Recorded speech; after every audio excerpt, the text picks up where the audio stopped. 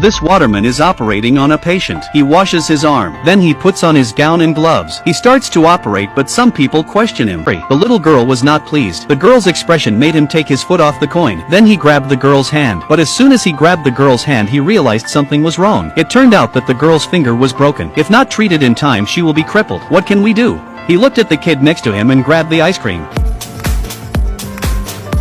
It looks like it was handled very professionally. Jack the water delivery man still hasn't forgotten about the coin, but the little girl hugged her father and ran away. Soon the father took the girl to the hospital for a checkup. The doctor took a look at her finger and said the bandage was very professional. If the bandage hadn't been applied in time, the girl might have lost a finger. Now she'll be fine with a CT scan. On their way to the radiology department, they met Jack again. He's still asking about the coin from this morning, but before he could say anything, the girl's father started coughing, and Jack could tell right away that something was wrong with the man's body. He immediately touched the man to see what was wrong, but the man pushed him away. It wasn't long before the man started to get dizzy. He began to lose consciousness. The little girl wanted to ask the doctor to see her father, but no doctor would pay any attention to the girl. There had been a major traffic accident half an hour earlier. The doctors and nurses were busy, and her father's condition looked very bad. Finally, the little girl broke down and turned out he was in cardiac arrest. Anna broke down and screamed at the hospital. She hoped to get the doctor's attention. They all looked at her but soon went back to their work. Anna screamed again in frustration. Finally, a female doctor noticed her. She asked her what was wrong. Anna cries and says, "Why don't you see us first?"